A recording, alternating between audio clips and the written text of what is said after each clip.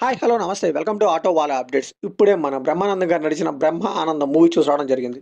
So, ఈ మూవీలో అయితే చాలా కాలం తర్వాత బ్రహ్మానందం గారు లీడ్ రోల్‌లో నటించారు. అండ్ అలానే వాళ్ళ అబ్బాయి 'రాజా గౌతమ్' గారు కూడా నటించారు. సో, ఈ మూవీ ఎలా ఉంది? అలానే ప్రొడక్షన్ హౌస్ కూడా అన్ని హిట్లే ఉన్నాయండి. మరి ఈ మూవీ కూడా హిట్ అయిందా లేదా ఇన్ డెప్త్ రివ్యూలో మాట్లాడుకుందాం. ఈ మూవీ బేసిక్ స్టోరీ లైన్ వచ్చేసి ఎంతో కాలంగా ఓల్డ్ ఏజ్‌లో ఒంటరిగా ఉన్న ముసలాయనకి తన మనవడితో గడపాలనిపిస్తుంది.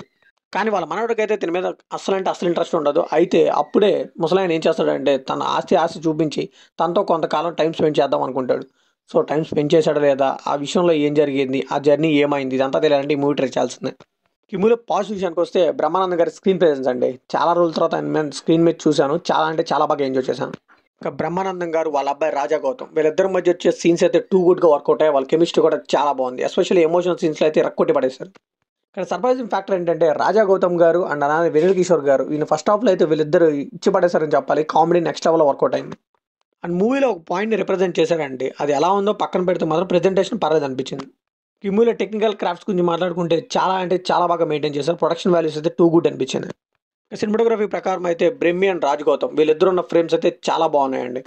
ఇక బీజీఎం కూడా చాలా బాగుంది. అలా ఎన్హాన్స్ చేస్తూ ఆ మూడ్‌ని బట్టి తీసుకెళ్ళింది మూవీని. ఈ మూవీలో నెగెటివ్స్ విషయాన్ని మాట్లాడుకుంటే ఫస్ట్ హాఫ్ అంతా కూడా ఒక మంచి ఫ్లోలో వెళ్ళిపోతూ ఉంటుందండి. ఫస్ట్ హాఫ్‌లో పెద్ద కంప్లెయింట్స్ కూడా మనకేముండవు. బట్ సెకండ్ హాఫ్‌లోనే ప్రాబ్లమ్ వస్తుంది. చాలా వరకు ఇష్యూస్ అన్నీ కనిపిస్తూ ఉంటాయి. సో, వాళ్ళు చెప్పాలనుకున్న కాన్సెప్ట్‌ని డైల్యూట్ చేసేసి అన్నెసెసరీ సీన్స్ యాడ్ చేసి ఫిల్లర్ సీన్స్ లాగా మొత్తం నింపేశారు సెకండ్ హాఫ్‌ని. అలానే ఫస్ట్ హాఫ్‌లో ఉన్న కామెడీ సెకండ్ హాఫ్‌లో అయితే అస్సలు వర్కౌట్ అవ్వలేదండి. ఒక కామెడీ సీన్‌కి ఇంకో కామెడీ సీన్‌కి లింకే ఉండదు. అండ్ అలానే బ్యాక్ టు బ్యాక్ వచ్చేస్తూనే ఉంటాయి. లిటరల్లీ స్టోరీలో ఉన్న కాన్‌ఫ్లిక్ట్ సీన్స్ అన్నీ వదిలేసి ఇలా రాండమ్ సీన్స్, కామెడీ సీన్స్ ఎందుకు పెట్టారా సెకండ్ హాఫ్‌లో అనిపించింది. సో, మూవీ టేక్ ఆఫ్ అయితే చాలా బాగుంది. ఒక ఫీల్ గుడ్ మూవీ అవుతుందేమో అన్న రేంజ్‌లో తీసుకువెళ్లారు. బట్ సెకండ్ హాఫ్‌లో అయితే ట్రాక్ తప్పారని చెప్పాలి. అండ్ అలానే ఎటు పడితే అటు తీసుకెళ్ళిపోయారు మూవీని. అండ్ ఉన్న 2 మెయిన్ క్యారెక్టర్స్ కూడా కెమిస్ట్రీ బానే యూజ్ చేసుకున్నారు కానీ, కాకపోతే లిమిటెడ్‌గా రాసుకున్నారనిపించింది. సో, ఒక ఫీల్ గుడ్ మూవీ ఫీల్ రావాలంటే మంచి ఫీల్ గుడ్ సీన్స్ అయితే పడాలండి. బట్ వీళ్ళైతే సెకండ్ హాఫ్‌లో ఆ ఫిల్లర్స్‌తో నింపేయడం వల్ల మనకైతే ఆ ఫీల్ అయితే రాదు మూవీ నుంచి బయటకొచ్చేటప్పుడు.